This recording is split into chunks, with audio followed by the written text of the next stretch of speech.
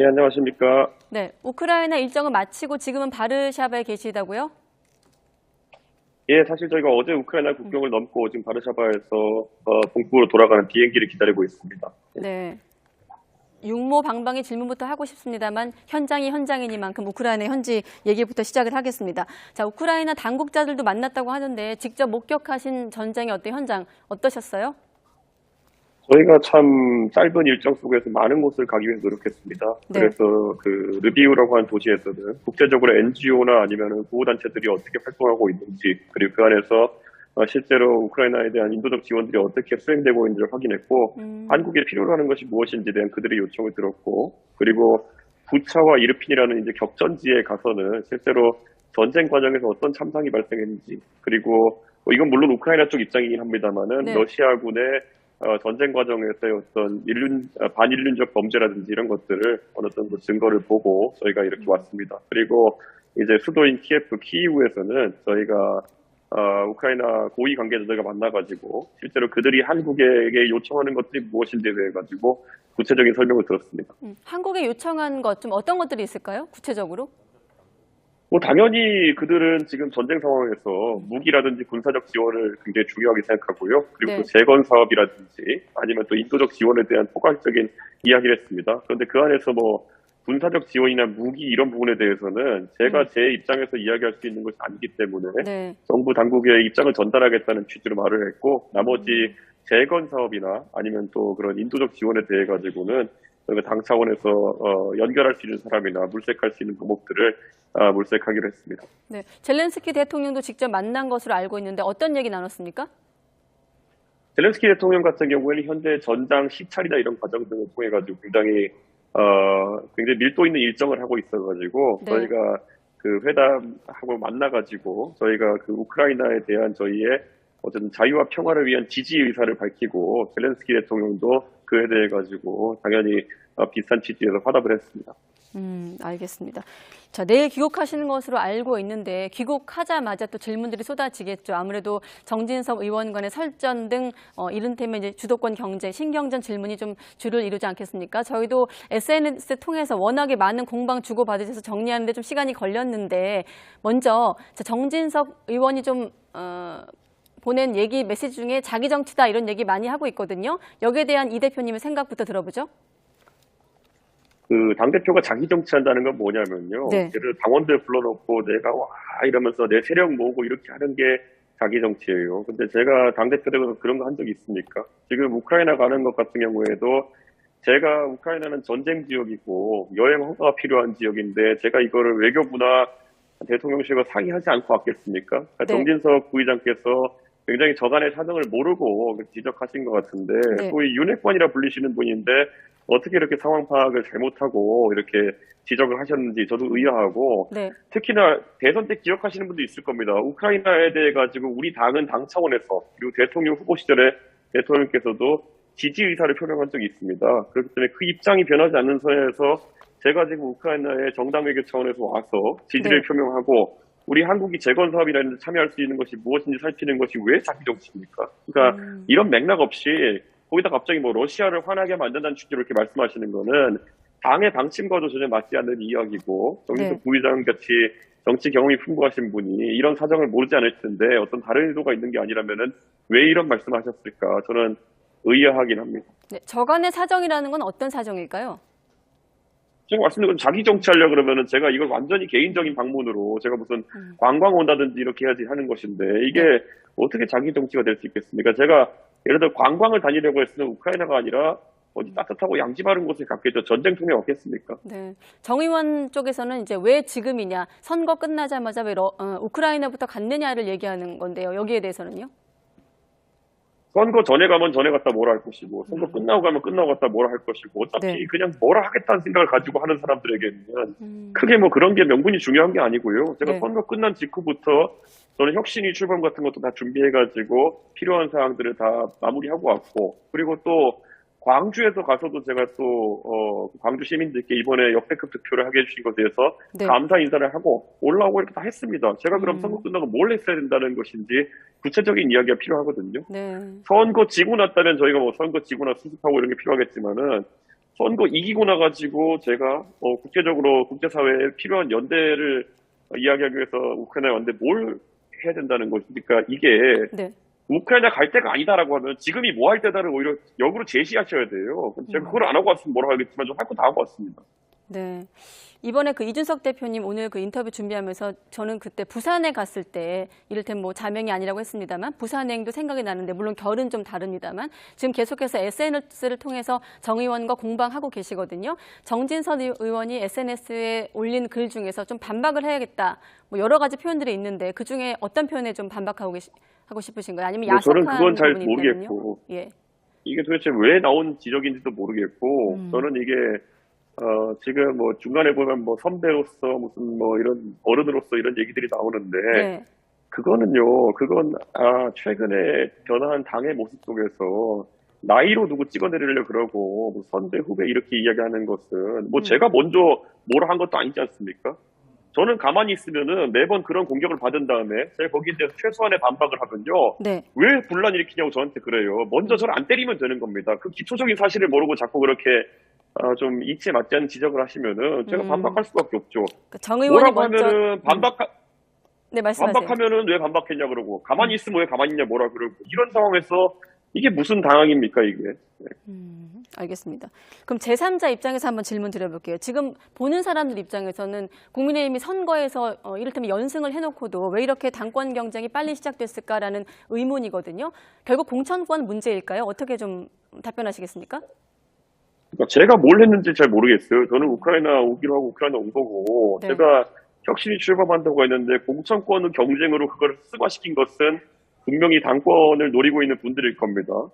제 임기는 내년까지고 제가 공천하는 것도 아닙니다. 저는 다만 이번에 공천 과정에 있었던 시스템적인 문제 같은 것들을 네. 들여다봐야 된다 해가지고 공천관리위원이었던 최재형 의원한테 위원장을 맡아서 혁신위에서 다뤄달라고 이야기한 것뿐이고 내용이 뭔지도 아무도 몰라요. 최재형 의원이 뭘 다룰지도. 근데 그 상황에서 먼저 선제적으로 공천권을 이준석이 노리고 있다 이런 얘기하는 것 자체가 머릿속에 그분들은 공천만 가득한 거예요. 그러니까 머릿속에 있는 게 공천밖에 없으니까 당이 혁신하자 그래도 공천 얘기를 내 얘기인가 싶어가지고 바로 이제 뛰쳐나오는 거죠. 이번에 아주 좋은 바로미터가 될 겁니다. 당이 혁신하자 그랬더니 자기 얘기인 줄 알고 뛰어나오신 분들 다 이름 기억해 주십시오.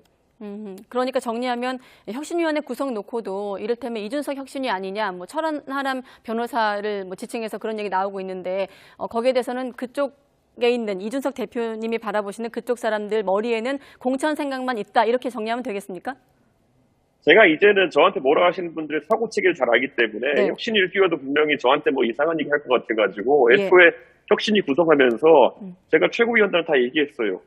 내가 그러면 이걸 독점하지 않을 테니까 최고위원들이 한 사람씩 추천해가지고 개혁적인 사람을 추천해가지고 혁신위를 구성하자. 그래가지고 최고위원들이 동의했거든요. 자, 그래서 저는 위원장으로 최재형 의원을 추천했죠. 그리고 김용태 최고위원이 제가 알기로는 천하람 변호사를 추천한 것 같습니다. 그리고 또 다른 최고위원 하나를 제가 지금 밝힐 수 없지만은 네. 정의용 의원을 추천했습니다. 이렇게 구성하는데 뭐가 이준석 혁신이라는 것인지. 그리고 제가 아마 정진석 부의장께서 가장 잘 아실 겁니다. 이번에 공천관리위원회 지방선거 때 구성할 때 제가 최재형 원장 한 분 딱 이분은 공명정대한 분이니까 이분 정도는 제가 추천하겠습니다 하고 나머지는 정진석 부의장께서 다 구성하셨어요. 네. 그러니까 그거는 그러면 정진석 공천이었습니까? 저는 그러니까 이렇게 말씀드리는 게 네. 제가 만약 당대표로서 권력을 사유할 생각이 있었다면요. 제가 지방선거 공천관리위원회를 장악하지 제가 혁신위원회를 왜 장악합니까? 그러니까 이거 다 저간의 사정을 다 알고 있는데 거기에 대해서 제가 무슨 당을 사당화하려고 한다는 거는 말 그대로 무슨 뭐 그냥 이준석이 하는 건 다 싫어라고 하는 거랑 비슷하죠. 네. 자, 그럼 저는 이번에 솔직히 제가 우크라이나 와가지고 우크라이나에 대한 지지 연대를 밝히니까 러시아 역성을 들은 분들을 보면서 네. 자칫 잘못하면 이준석이 독도는 우리 땅이라고 하면 그것도 반대하는 분도 있을 것 같아요. 이거 네. 왜 이렇게 된지 모르겠습니다. 네, 왜 이렇게 됐는지 모르겠다. 그럼 흙탕물을 아까 먼저 만들었다고 하셨는데 결론적으로 이를테면 윤핵관 그룹에서 선제적으로 좀 공천 놓고 견제적인 성격으로 좀 이렇게 내로남불 같은 어떤 논란을 일으켰다 이런 말씀이신 거 이해하면 되겠습니까? 아니 제가 당내에서 있었던 이런 얘기 논쟁이잖아요. 모든 건 항상 제가 시작하는 거 없어요. 역사적으로 한번 추적해 보십시오. 갑자기 저한테 누가 말한 다음에 저랑 얘기해서 녹취를 막 터뜨리는 사람이 있지 않나. 나중에 네. 가가지고 이번에도 보면은 제가 갔다 오는데 갑자기 거기 왜 가냐고 무슨 이렇게 얘기하지 않나. 그리고 저한테 지적하니까 제가 맞받아치는 거지. 제가 누굴 먼저 때렸습니까? 네. 아까 제가 서두에서 육모 방망이 얘기를 했기 때문에 질문을 드리면 그 역시 또 정진석 의원을 겨냥한 것이 아니냐. 왜냐하면 과거에 정 의원께서 그런 언급을 많이 했더라고요. 그 육모 방망이와 관련된 어떤 정치적 메시지가 있었는데 겨냥한 겁니까? 당연히 겨냥했죠, 그거는. 아니, 그리고 이게 뭐 비꼬는, 그냥 직설적으로 이야기할까요, 제가 그러면? 네. 그러니까 사실 직설적으로 이야기하면은 더 당의 분란이 커질 겁니다. 그러니까 가볍게 제가 항상 저는 풍자 아니면 이렇게 틀어가지고 이야기를 하는 것인데, 네. 진짜 비꼬는 게 아니라 한번 진짜 팩트로 한번 전부 다 지적해 볼까요? 그러니까 이거는 당내 정치에 있어가지고 적당히 해야 되는 겁니다. 이게 적당히 해야 되는데 지금 우크라이나 오는 것부터 시작해가지고 왜 이런 지적들이 있는지 거기다 뭐 나이가 어떻고 뭐 선배로 어떻고 이런 얘기 할 거면요. 앞으로 나이 순을 뽑죠. 당대표도 그렇고. 네. 아무튼 근데 지켜보는 입장에선 집권 여당의 대표와 또 오선 중진 의원 간의 어떤 SNS 설전, 물론 건전한 토론으로 볼 수도 있겠습니다만 비판적인 시각도 있거든요. 혹시 돌아오시면 정 의원과 좀 직접 만나실 생각은 없으신가요? 저는 이런 이야기 자체가 굉장히 안 좋은 이야기인 게 네. 먼저 여러 가지 이야기한 다음에 거기서 반박하면은 뭐가 설전이 있다 이런 식으로 가는 거면요. 예를 들어 어떤 그런 지적이 들어오면 저는 아무 말도 하지 말란 이야기입니다. 그런데 이거를 지금 1년째 겪어오고 있습니다. 네. 제가 대통령 선거 끝나고 나니까 뭐 더 크게 이길 수 있었는데 이준석 때문에 작게 이겼다라는 현상이 있었죠. 지방선거 이번에 크게 이기고 났더니만은 뭐 경기도를 이길 수 있었는데 이준석이 단일 안 해쳤다 이런 식으로 나오죠. 이런 네. 거 제가 듣고만 있어야 됩니까? 지금까지 듣고만 있었더니 상황이 어떻게 됐습니까? 네. 네. 그리고 어제는 또 이 천하람 변호사가 혁신위원인 천하람 변호사가 뭐 그대로 전하면 선거 때 이준석 대표를 뭐 쪽쪽 빨아먹었다 이런 표현으로 또 논란이 됐고 보도가 됐는데 여기에 좀 덧붙이실 말씀 있으세요? 뭐가 논란이었습니까? 제가 이재명 후보랑 김통환 가지고 설전 벌이고 이렇게 하고 있을 때 네. 그거 누가 저한테 시켜서 했습니까? 제가 당을 위해서 다 한 것들이고 저라고 중진 의원들이나 이런 분들 하는 것처럼 뒤에서 점잠 빼고 이렇게 하고 싶은 생각 없겠습니까? 제가 그거 몰라서 안 하겠습니까? 네. 그런데 사실 선거를 이기기 위해서는 누군가는 그런 역할을 맡아야 되는 것이고 정작 그 역할 할 때는 아무도 나서지 않았어요. 그런데 선거 끝나고 나니까 지금 와가지고 또 이상한 이야기하고 저는 이런 거는요. 저는 이거는 근절돼야 될 모습이다. 예, 선거 때 우리 당이요. 지금까지 사실 한 지난 1년 전까지 제외하고는요. 우리 당은요. 항상 민주당에서 선동하고 날조하고 이러면 두들겨 맞고 이렇게 선거를 치러왔었거든요. 거기에 공세적으로 나가가지고 처음으로 이기고 이렇게 선거를 했더니만은 그 다음에는 오히려 뒤통수 때리려고 기다리고 있는 거 이게 올바른 정치인지 묻겠습니다. 네. 앞서 나이 얘기하는 거 좀 싫어하지만 저도 뭐 나이 얘기를 언급하고 싶진 않습니다만 객관적인 상황에서 대표님이 영선이신 점 또 30대이신 점을 포함해서 입지도 좀 영향이 있다 이런 해석도 있고 좀 정리해서 뭐 이른바 윤핵관들의 어떤 영향력 확대 이런 측면으로 좀 복합적으로 당을 좀 지켜보는 시선이 있는데 아무튼 돌아오시면 어떻게라도 정리를 좀 해야 되지 않겠습니까? 지금 당 상황을 굉장히 이례적으로 보고 있거든요. 돌아오셔서의 어떤 계획이 있다면요? 제가 다른 건 모르겠지만 윤핵관을 대표하시는지도 잘 모르겠습니다. 정진석 그 부의장께서. 지금 저도 뭐 현장에 없다 보니까 피상적으로 이렇게 언론을 통해 가지고 정진석 부의장님의 반응을 접하는데 네. 언뜻 보면 되게 외로워 보이세요. 도대체 이분이 누구의 의중, 본인의 의중인 것 같은데 왜 이런 무리수를 두고 계시는지 알 수가 없습니다. 알겠습니다. 또 대표님 거취와 관련해서 한 가지 더 질문 드리면 결국 이제 그 윤리위 얘기인데 이 뭐 결과를 지켜봐야 되겠습니다만 24일에 결과에 따라서 징계 결과에 따라서 좀 대표직과 관련돼서 좀 거취에 대한 궁금증도 있거든요. 어떤 입장이십니까? 저는 윤리위를 할 거면 공개로 차라리 하자고 이야기했습니다. 저는 윤리위 할 거면 하고, 네. 그리고 이 사안에 대해 가지고 윤리위가 어떤 판단할 수 있는지 잘 모르겠습니다. 일단 윤리위 판단을 지켜보겠다 정도로 해석하면 될까요? 제가 뭐 윤리위 판단을 그럼 지켜보지 제가 뭐 윤리위를 없애겠습니까 지금? 네. 그러니까 저는 애초에 이런 질문 자체가 그냥 이런 거예요. 계속 끝없이 이런 얘기를 나오게 해가지고 당 대표 에 대해 가지고 대중적인 어떤 부정적 이미지 형성하려는 분들이 있어요. 네. 근데 그거 지금 1년째 해온 거 아닙니까? 네. 1년째. 네. 제가 지금 솔직히 이거 한번 책으로 정리해 볼까 하는 생각이 들 정도로 제가 대부분 드러나지 핍박도 얼마나 많이 받았겠습니까? 이제 한번 보시죠, 어떻게 되는지.